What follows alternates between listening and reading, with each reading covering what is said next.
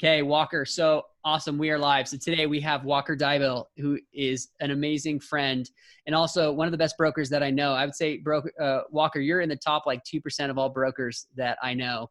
Two? Yeah, Why two? I only know like 10. All right.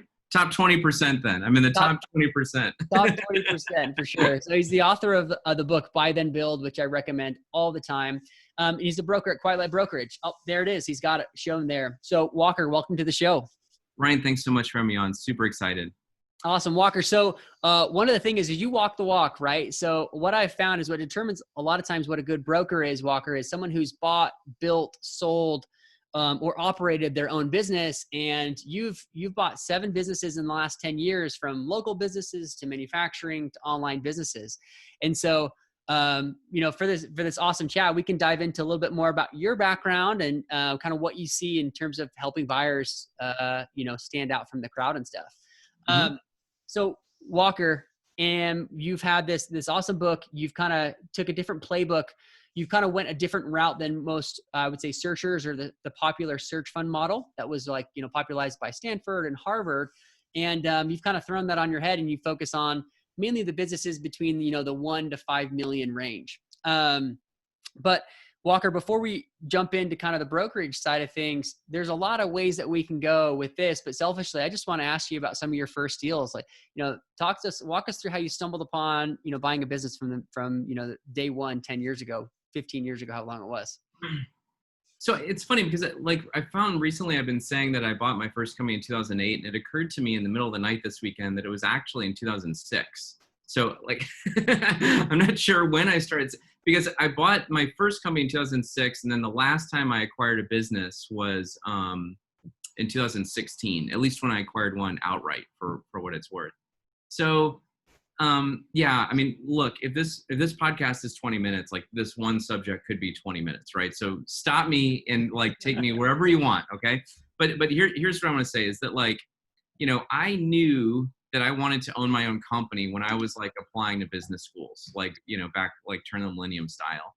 And I went to Washington University in St. Louis and got my MBA from 2002 to 2004. And during that time, what was going on was that entrepreneurship was something that had just recently sort of woven its way into MBA curriculum, right? And I sort of found out that during I think most people understand this going in, but I didn't really understand until sort of my final semester that the MBA degree was really engineered to place middle managers at large organizations, right? Or investment bankers on Wall Street, if you're at one of those few schools, or the big 5 consulting firms, right? Investment banking, consulting firms, and by and large, these sort of middle manager positions at large organizations. And entrepreneurship, after sort of the tech boom and bust, was something that was impacting the business landscape so strongly out of Silicon Valley that it had to be integrated. So I actually used that period from 2002, really, 2003 to 2004, when I was in school, to sort of act as a career shield to go ahead and try to start my own business, right? In other words, if you go out and try to start your own business, in layman's terms, it just looks like a gap in your resume. But if you're doing it while you're getting an MBA degree, it doesn't really matter, what the outcome is. So did that. We were finalists in the business plan competition, and we had licensed this software, and it was really incredible, what it was. But basically, we had this really big customer that was about to come on board. We were deep in conversations, and so we had investors kind of starting to line up. We had customers starting to line up, and all of a sudden, just through a legal loophole, all of the licensing was pulled from us. And I worked so hard on this, Ryan, that I literally put myself in the hospital and had to spend the night because I was working that hard, no kidding. And so the point is this whole thing falls apart. And I was like, all right, well, listen, maybe I'm just a really bad entrepreneur, but we all know the numbers, right? I mean, it's estimated that 10% make it.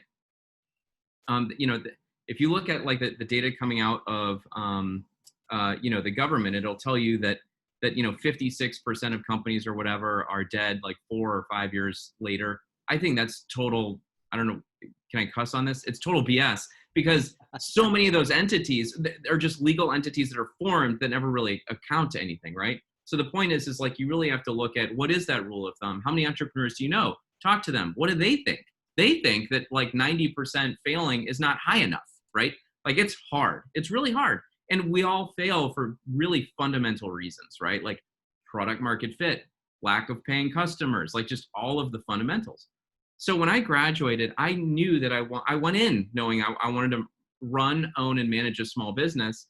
And when I got out, I completely ignored this sort of like I'm going to go interview for a job, which is naive, right? But the thing was like, it's when I decided that entrepreneurship is really a condition and not a job. Like the fact that I'm at one of the top ranked universities and like I'm ignoring the career center was like not normal. Okay. Like I just knew I was destined to sort of like burn my own path. And so I got out, I knew there was a way to buy a business. I just didn't know how to do it.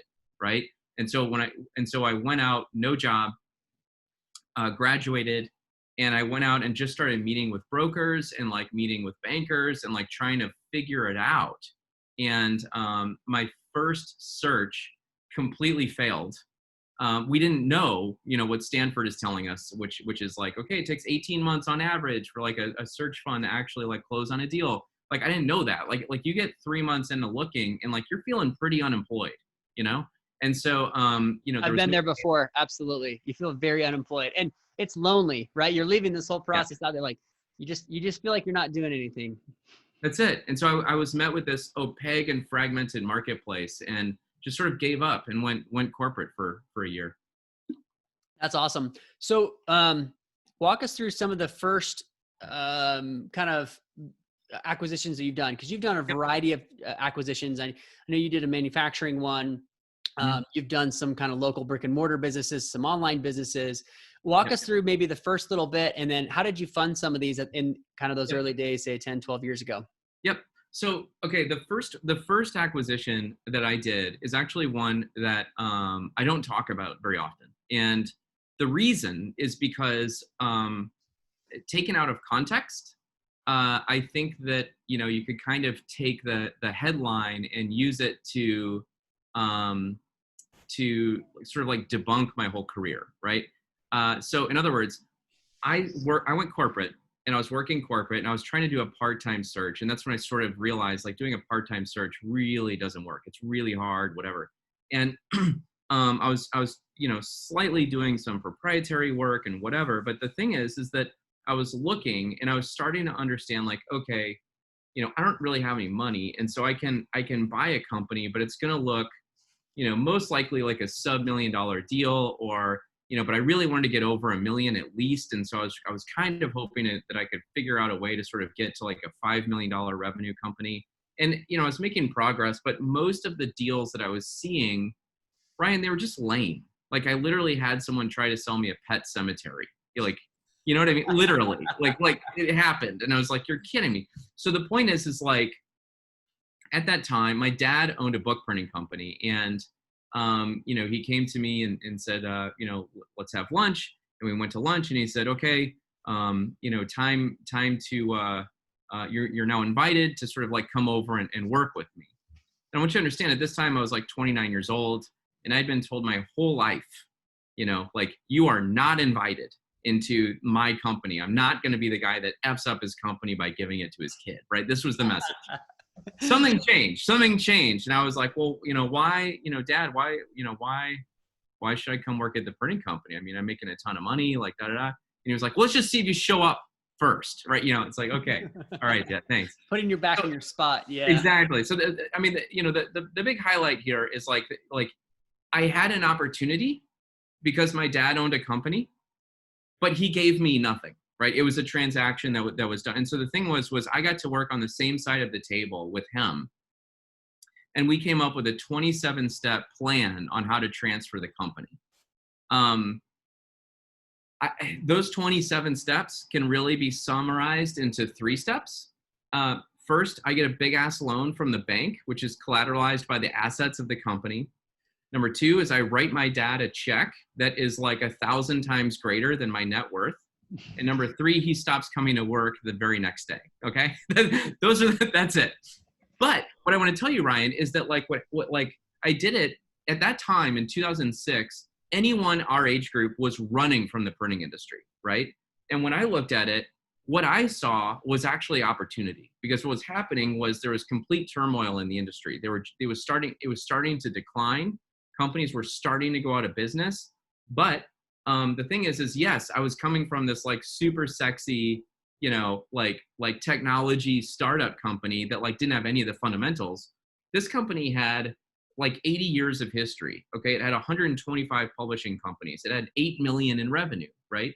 And the thing was that because of the new technology that was coming into the space, I knew that I could not only take this loan, but I could take a salary, and then I could also use the cash flow to implement all of the new digital printing technology that was coming out.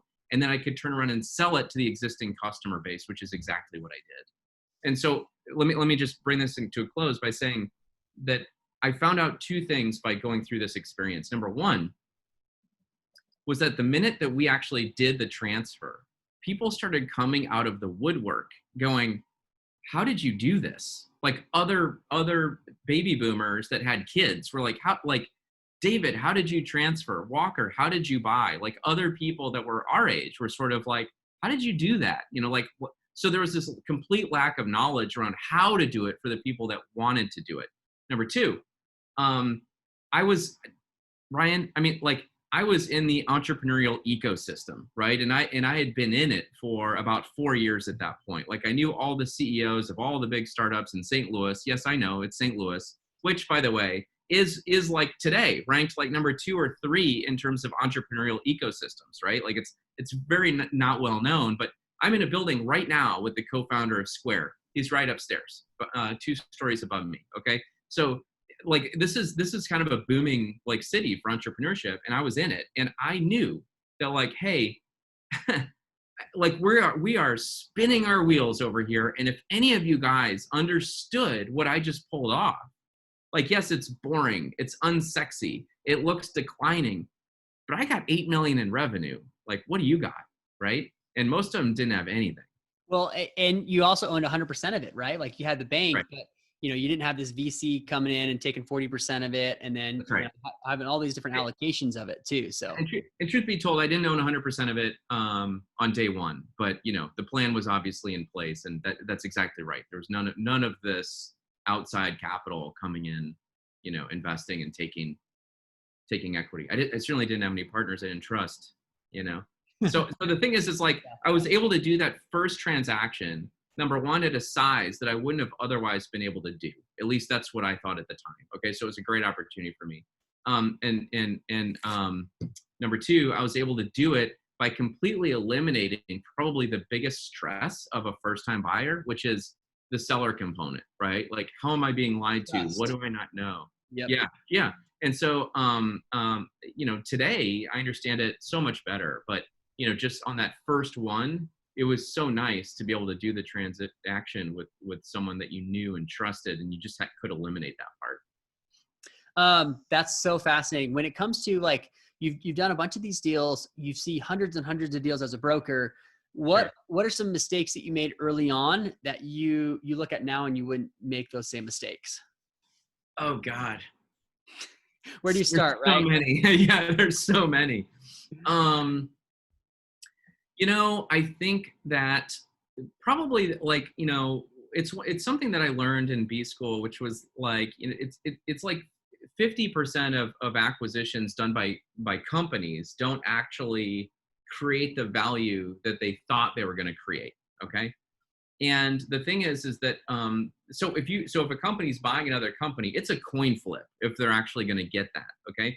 And what I would say is that like, I've experienced that firsthand in terms of buying a company. We spend a lot of time looking at, you know, sort of like the discretionary earnings or the EBITDA and running spreadsheets and running forecasts and looking at, you know, okay, you have to peg certainty into financials when you're running valuations and forecasts. Okay. And the one thing that exists in business is uncertainty. We have no idea. Okay. And so the thing is like, the human component, okay, of an acquisition and all of the qualitative aspects of acquisitions are almost equally important, but there's kind of a curtain behind them until like the day of closing, right? And then you sort of get in there. And what I would say is that qualitative piece can be managed effectively with a plan. And when I first started doing acquisitions, I had like no plan. Okay. Like it was like, okay, like I would plan right up until like, okay, I bought it and then we're going to hold an all hands meeting. And then, I'll just spend, the first like 30 days, like talking to people or whatever, like, not a good deal. But even on your first one, like you did that acquisition and then you knew you wanted certain pieces in certain ways that you knew you could grow it, right? So like you took your existing company and said, hey, I'm going to release all this tech and sell it to all these people that we're already selling to. So you did have some plan of like, hey, I know how to grow this thing, right? And I'm sure you have some sort of plan going in. Yeah, but I guess what I'm just trying to say is okay, I bought a company and there was, the seller who was staying on for a while. There was my manager, my general manager, who was someone that I brought in that was new to the company. And then there was me. Okay. You couldn't have more miscommunication among these three people. Okay. And the company, like the deal was fine. I've subsequently sold it, but like it was fine, but man, we just destroyed value by not, it's like, I look at sort of like the great game of business. I'm embarrassed. I can't think of the guy's name right now, but the point is like, it's all about like, take the P&L, take that income statement and literally like write someone's name by each line item. Okay. So that everyone knows who's responsible for what. Okay. And it was just one of these where, and buy then build, I talk about like the increased complexity with every person that you add. Right. So right now it's me and you. There's two communication channels, me talking to you, you talking to me. That's it. But even by adding a third person, it's the three of us together, me talking to you, you talking to me talking to person three talking to me, person three talking to you. And like, it starts to increase like exponentially. Add in employees and like, it can be a disaster. And so, I just think that like everyone needs to know like who's on the team, who's doing what, focus on people. I think that number one, you want to focus on, it's amazing how many people get this wrong, Ryan, but like, number one, focus on your paying customers first. Okay. Obviously tell the employees, okay. Tell the suppliers, but the first thing you need to do, even before you reach out to suppliers, is start setting up meetings with paying customers, right? Take that top 20% of paying customers, set up meetings for the following week. Suppliers will be like, oh my God, you sold, I'll be in 15 minutes. Nope. I'll see you in 4 weeks. Like I want nothing to do with you. Okay. Cause like the suppliers are going to be tripping over themselves to meet you, but you need to be tripping over yourself to meet your customers because without them, there's no business. So secure that relationship right away. I love that. So there are a couple of things to unpack there. One is focus on your paying customers first. And there's this people component of it, right? So you're writing a name next to each line on a P&L. I've never heard it explained that way. But when you do that, you don't miss anything. And you don't say, oh, well, so-and-so's got it. Well, do they know that so-and-so has it? They probably don't, right? And so that's where that communication can come in. Walker, as a broker, you're seeing a ton of deals. You mainly focus, QuietLight focuses on online deals, right? So SaaS and content and e-commerce, FBA businesses, everything under the sun.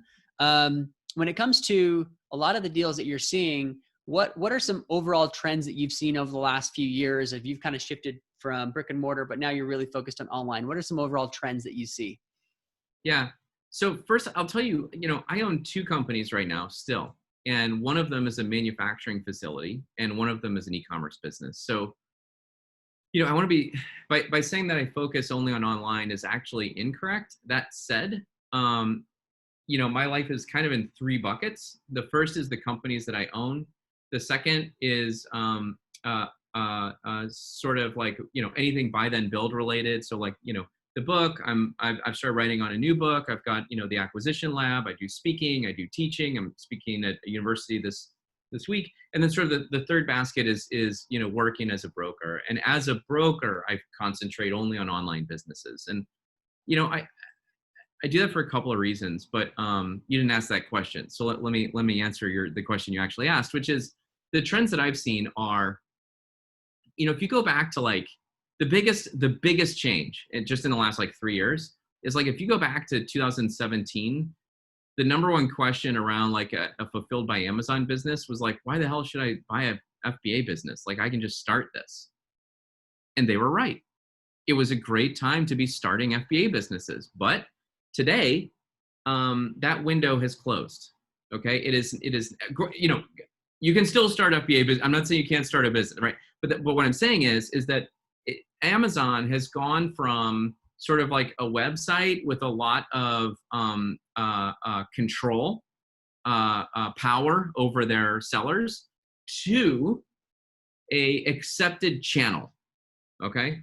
And Amazon is now the largest, you know, retail store ever in the history of mankind. Okay. And so, you know, I recently sold a coffee pour over kettle business. Okay. If you're wanting to sell a coffee kettle, there are like 3 players on Amazon. You're one of the 3. You either are one of the 3 or you're not one of the 3, right? It's too late to get in it now. Like you're fighting against reviews and yeah, that's it. Established players. And by the way, when I say there's 3, there's not. There's like 100. But my point is there's 3 real ones that have all the market share, and then there's like 97 others that just like clutter it up for pages and pages. Good luck breaking in, right? It's just not going to work.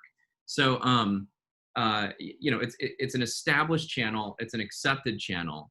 And if you have a private brand on Amazon, that's the game. I mean, like in terms of, you know, compared to, you know, like 2017, for example, 3 years ago. Yeah, I remember I first started an FBA business back in 2015. And I think at that point you could put up anything you wanted at Amazon and slap a logo on it and you'd make money. And that is so far from the truth of what you can do now. You have to have a legitimate brand and legitimate products and trademarks and all those other things where, you know, some of the companies that, you know, started in 2012, they got 10,000 reviews, right? Like you're not really going to like kind of take them off that throne. Since you guys are seeing so many deals, a lot of these are online. A lot of questions that I get, Walker, are, you know, how do people typically fund these, right? And I've talked a lot about SBA loans. How are you seeing a lot of the common deal structure and just how are people, you know, financing these types of deals?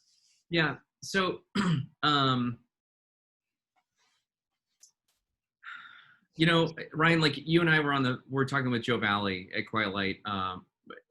When was that? Last week or whatever. And he shared with us something that was interesting, which was, do you remember the stat he said, like year to date? It was like 7% of businesses through QuietLight had been funded through SBA. It was 7 or 10. It was below 10. But it was below 10. That's exactly right. And the number in my mind was 7 as well, or was it 6 even? You know, like something astoundingly low. However, I want to highlight that that information is through August, okay, of 2020. And so what happened between March and August? SBA bailout, right? The triple P, the like all of the things. And so the thing is I can tell you that, you know, QuietLight has had the same amount of closings this year as we did year to date last year, but we have a surplus of inventory that has been waiting to close. And it's all started to close here in October as the SBA deadline of, I think it was it was through August. So September 26th was the big date where all of those deals had to close so they could get 6 months of covered principal and interest payments. Right. So I think that number was, I mean, I had a number of deals just delayed months due to the SBA financing. So I think that number is going to bounce right up. That being said, so, you know, I think what Joe was speaking about was 2 things. 1, cash deals, and 2, sort of institutional buyers coming in, right? And, you know, so based on what Joe just shared with us, I'd have to tell you that's what's happening. But my experience is just very different. I think that the SBA is in full force. I think that SBA deals are getting done. If I looked at my own, I'd have to look at my own deals so far this year, but like, I think 2 of them were SBA. In other words, I guess what I'm trying to express, Ryan, is I still believe that like, if you're not a cash buyer, like a lot of people that have SBA, they're like, oh, I'm not a cash buyer, I'm going to lose it to a cash buyer. Not necessarily. I, for one, actually don't favor cash buyers. And here's why. Number one, they always say they're going to close in 4 weeks, and that's like what they do, what they say. They're like, I'm a cash buyer, I'm going to close in 4 weeks. It never happens. Okay, like you get into diligence and it rolls forward, and so you're looking at like 2 months really anyway, right? An SBA deal is going to close in like let's be real, 3 months, right? Maybe 2.5 months, right? But like 2.5 to 3 months. And so it's like, you're not losing that much time, to an SBA deal versus a cash buyer. Number two, cash buyers, they are literally taking money out of their bank account and giving it to you. Okay. Like their personal balance sheet goes, minus $1 million, plus this website that they just bought. Okay. So they always want something for that. Okay. Like it is big. It weighs on them. Their spouse is wondering what the hell they're doing. Okay. I'm telling you, diligence is harder. Okay. It's not always exceptionally harder, but it's harder. You've got someone putting their own money into it. Okay. And so the thing is, it's like when you're an SBA buyer, don't underestimate, your position. Like, in other words, usually SBA buyers, the SBA also forces buyers to be a lot cleaner. There's not that you can't offer an earnout, for example, as an SBA deal. They make seller notes extremely unattractive to sellers, right? So like, you might get away with like a 10% seller note, but keep in mind, this thing's going to amortize over like 10 years. Like the sellers don't want to do that. So then you got to balloon it at 5. Same frame as the loan, right? Yeah. It's nuts. A few $100s a month for the next 10 years or something to that extent. Yeah. So like the SBA is just so good because like they yes, they require a personal guarantee, but that guy that just wrote the check for the $1 million, guess what? He has personal guarantee too. He wrote the check, like there's just no way around it. You have cash, collateral, or personal guarantee. But the point is, I think that, SBA continues to go strong and is a great way to buy a business if you're not sitting on, a bunch of cash. I'm glad you mentioned. Even if you are, like they'll lend up to 5 million. So even if you're sitting there with $1 million in cash that you can commit to this, okay, you can still go get another 5 million. Like why? I'm sorry, but why wouldn't you do that? Yeah, your ROI is going to be really attractive. And one thing, you actually had a video that we'll link to in the show notes that you just released like a week or two ago, maybe it's 2-3 weeks. We talked about personal guarantees and why they're forced. And you kind of gave those 3 points really fast. Can you talk about those 3 points again of why we have personal guarantees and what are the options? Yeah. So great. So Ryan, we were talking a little before we hit record on there's kind of different paths that you can take if you want to acquire a company, right?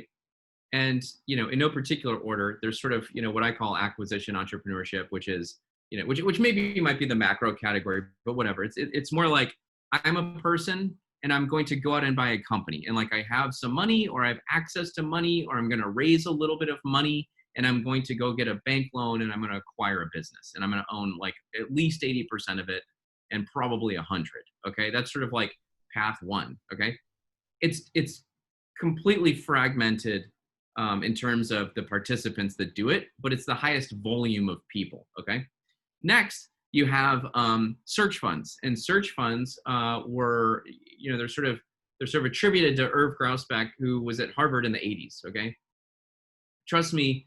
When in St. Louis in 2004, no one ever said the word search fund. Like 20 years later, it was not a thing. Okay. But the point is they picked up a lot of momentum recently. And the thing is like they are sort of organized in that they gather. And there's programs running and teaching this at Harvard, at Stanford, at University of Chicago, Northwestern, et cetera, best schools in the world. And these are the same institutions that have taught all of the members of private equity and investment banking, like how to do deals. So they're borrowing heavily from the sort of institutional world, right? And they're sort of creating these deals, and they're fitting a really good niche. Like like search funds tend to acquire on average, it's $13 million transactions, but they tend to sort of party in the kind of like $6 to $25 million transaction realm, which is a need. Okay. And I'm bringing this up because we were talking about personal guarantees. Okay.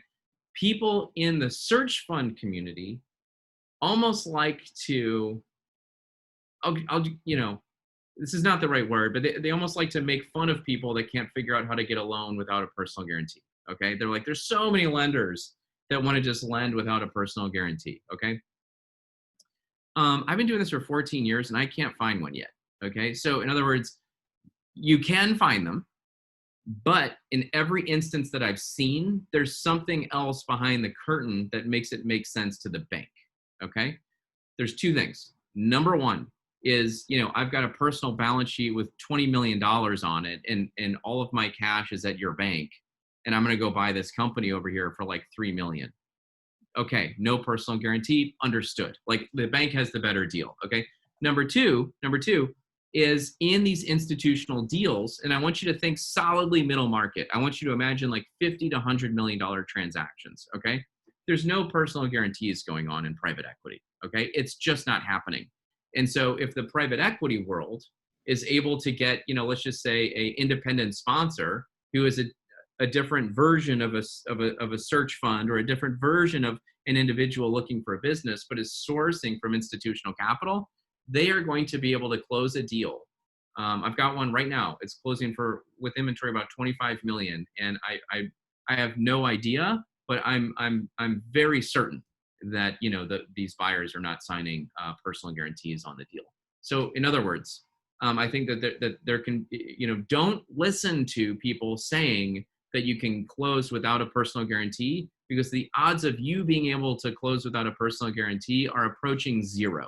Yes, it happens. Off-market deals happen. No, loans with no personal guarantees happen, but it's not how the industry works, right? You need one of three things: cash. Either you have the cash or you don't. Number two, collateral. So hey, I own this house or these, liquid assets or this, whatever fleet of airplanes, whatever your assets are that works as collateral, or it can be the collateral of the business itself. Okay. Part of the reason why, going back to the first company I bought as a printing company, I couldn't buy an online business in 2004 with a bank loan. Number one, the banks didn't understand what online business was. And number two, they're just airballs. There's no collateral of any kind. Okay. If you go out and buy a manufacturing company and the purchase price of this company is like $10 million, but the balance sheet has $15 million of like marketable assets that are producing the widgets, that will work as collateral. Okay. You may be able to finagle out of the personal guarantee, but the truth is like, they're never going to get to the personal guarantee anyway, because they've got to go through all of those assets. Okay. So collateral, so cash collateral. And the third one is a personal guarantee. So if I'm buying, a $3.5 million online business and I'm putting, $400,000 down, there's nothing to cover that bridge.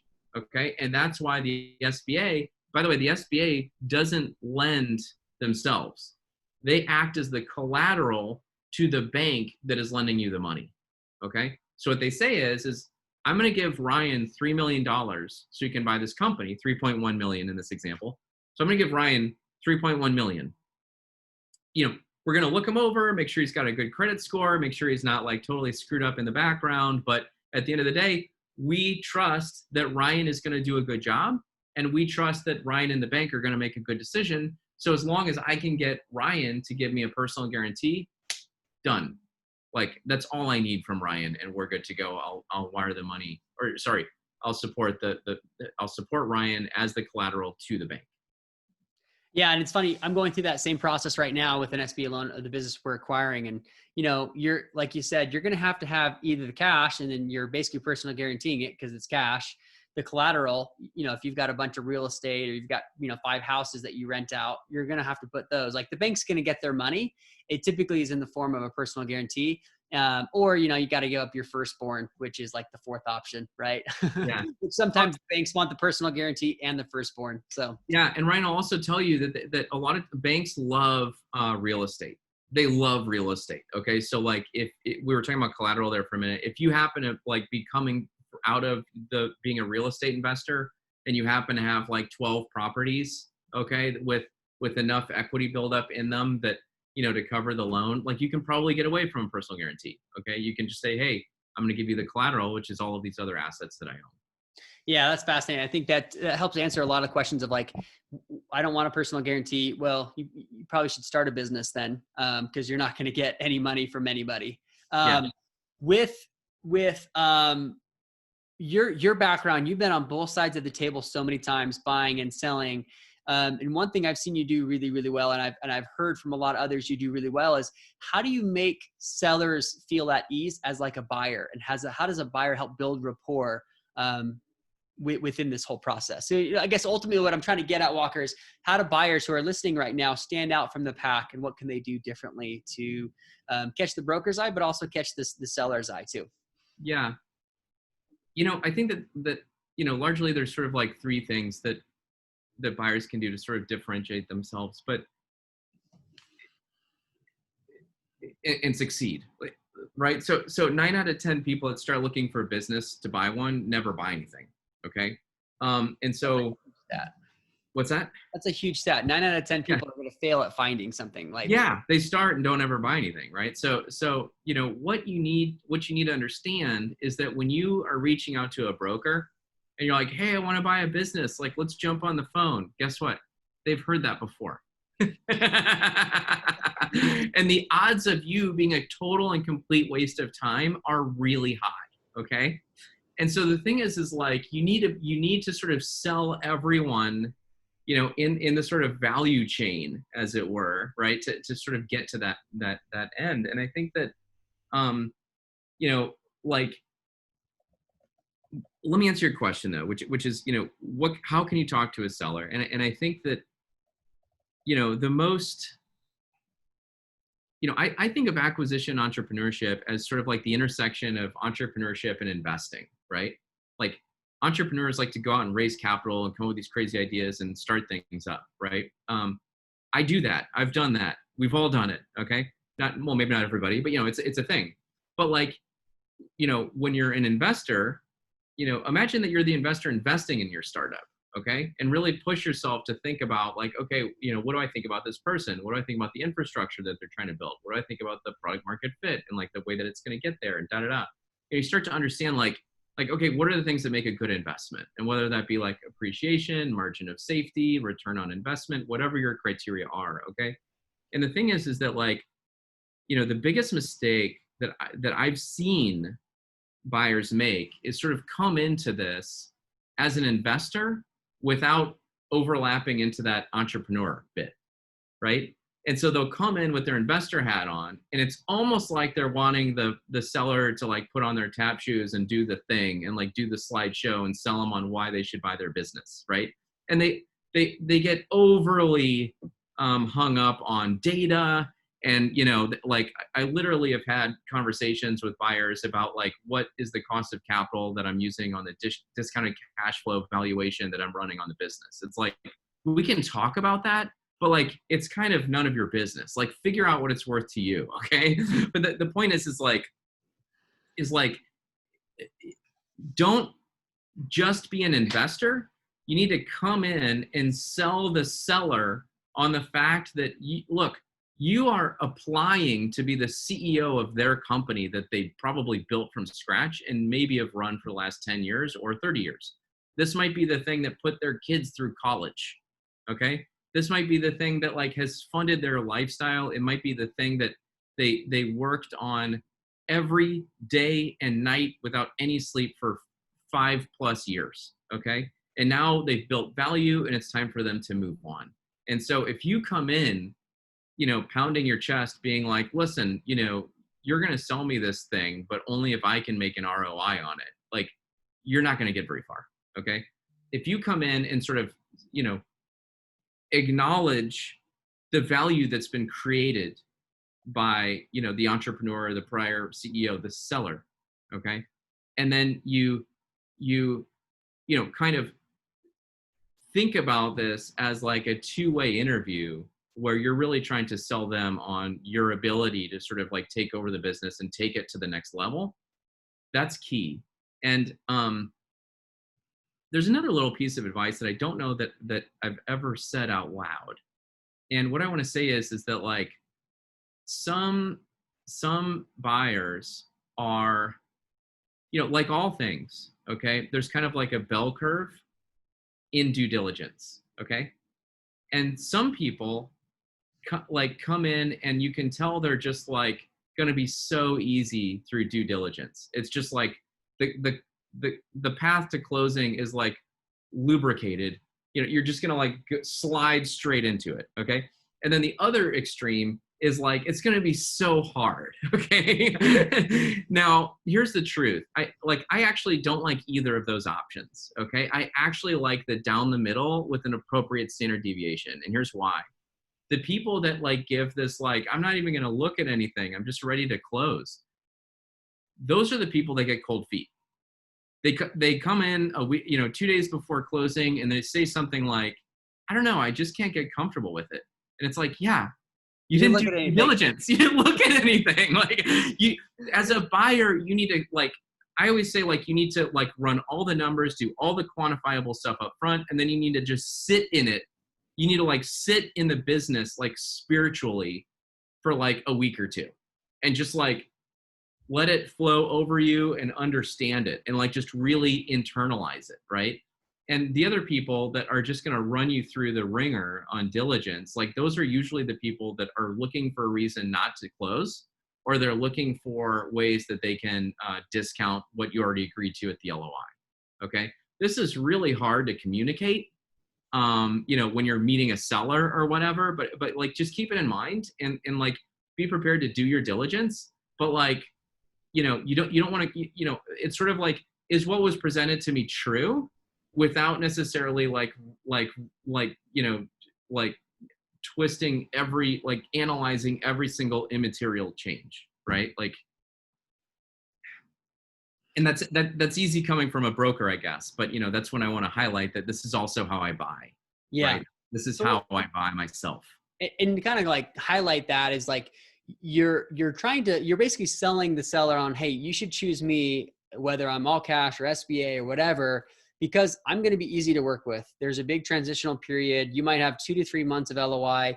After the fact, you might have, 60 days to 180 days of training, depending upon how complex the business is. And so you're trying to sell yourself and say, hey, I'm easy to work with. I'm likable. And I know you've built a really cool business, and let's approach it that way, so that rather than like, hey, you build a cool business, but I'm going to tear you down in all these different things, and all of a sudden your baby's not as pretty as you thought. Well, that's right. The last thing a seller wants to hear. They want to hear their baby is awesome, but there might be some things that they need to fix. And so some of that is probably just overall presentation and how buyers are positioning themselves. And if buyers are, in what I've seen too, and I had a friend who was very confrontational with his offer on a business that he offered. Of course, he didn't get it because the broker is like, I don't think you want to work with this guy. And he's not a very confrontational person, but he happened to be in this situation. And so I think that is one of those things that you're trying to kind of work yourself back in. Walker, due to time, we could probably talk for hours, but you're going to get to the point you're going to want. Can I say one more thing? Can I say one more thing on this topic before we move on? It's just like, I can tell you that every single brokerage that, I've worked with, and, not as a broker, but also as a buyer or a seller, every single one has some version of a CRM with the name of every single buyer that put a deal under LOI that then didn't close. Okay. Like we know who you are. Yeah. I mean, it's not necessarily blacklist, but it's like, if you're not going to buy the business, like, don't put in a letter of intent. It's really an engagement to get married. Okay. Like, you wouldn't ask someone to marry you if you didn't really want to marry them. Right. And if you do, then you're probably crazy or something, like, so all I'm saying is respect the process, respect the people involved, respect their time, and, go into this with the goal of closing on something, right? Work with conviction. work on a time frame, work with a sense of urgency, and you will succeed. I love it. There's so much to unpack there. With not very much time left, Walker, I know we've talked about your book, Buy Then Build. You have a course that follows Buy Then Build at buythenbuild.com. And then of course you have the acquisition lab for the people who want to take it to the next level. I've taken it. It's incredible. Can you give us the 2-minute rundown of the acquisition lab? Oh, sure. Yeah. The acquisition lab is it's based on two things, right? So number one, it's sort of based on this concept of, what's called entrepreneurship through acquisition in the MBA world.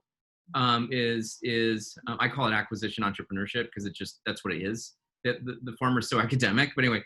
So the fact that there's 11 schools that teach this, it's like the number one elective in almost every single school that teaches it. It's kind of like, okay, 30% of those schools use Buy Then Build as a textbook. Like I literally wrote the textbook on it. So like, let me just create the course. Okay. And so it's taught live. It's not, there is a pre-recorded, there's an asynchronous component, of course, but it's taught live. It's small forums. And the other column that I sort of built it on was I sort of challenged myself to say, like, what would do it with you buy-side advisory look like, right? So in other words, you can do it yourself. You can go pick up a copy of Buy Then Build or the Harvard Business Review, How to Buy a Small Business is the other book. Buy those two books, go read them, go do it, okay? The do it for you is like hiring a buy-side advisor, which is the most common is a $5,000 monthly retainer, followed by a double Lehman Brothers success fee, okay? So in other words, on $1 million transaction that's going to take on average 18 months to get, you're looking at $150,000 just in out-of-pocket expense, which on that business that I just described is greater than the cash infusion. You can't finance it. It's just like cash out of pocket you got to come up with. It's totally unaffordable for most people, right? And so I'm kind of like, okay, how do I provide sort of an AE curriculum, but then also what does do it with you buy side look like? And that's kind of what I'm trying to provide with the acquisition lab. So in other words, Ryan, it's not just like an 8-week course that then ends, but rather we've got the ongoing search forum that stays with you through your entire activity while you're searching.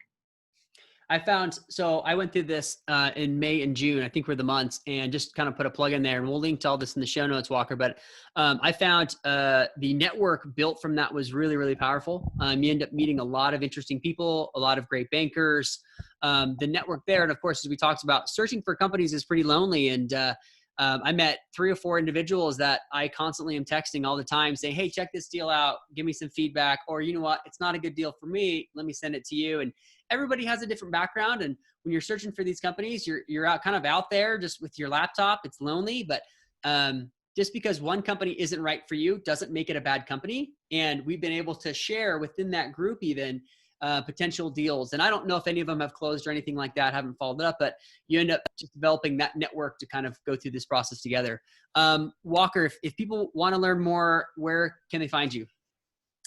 Brian, thanks so much for that plug. Just because I feel like what we've built with the lab is truly special. And the thing is like we have a barrier to entry to get in. And actually most people that apply don't get in.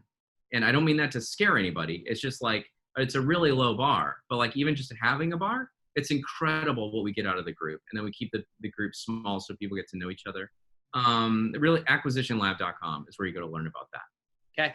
Awesome. We'll link to that. Go to Amazon, Buy Then Build, get the book. Walker, thanks so much for, go ahead. No, I just want to share something. Yeah. So we just ran the numbers and basically we really started the lab in March. Okay. And it's now October. And by the end of the month, we should have over 12% of our members have actually bought a business by the end of 8 months. That's so huge. like that's not an online course. You know what I'm saying? That's like, so I'm trying to get results here. And what people don't realize, if this thing started 6 months ago, the people who've gone through this part up to now, you're going to be up to 50% 12 months later, right? Right. It's going to be really, really high. So the fact that someone was able to take a course in July, they probably haven't bought a business yet. And no. so you better not have. Yeah. And if you did, you're going to report to me. Yeah, you're going to have a conversation with Walker. So one-on-one. Walker, thanks so much for jumping on here. We'll link to all this in the show notes. Appreciate you. Brian, thank you so much. Yeah. Have a great day. Thank you. Thanks. Always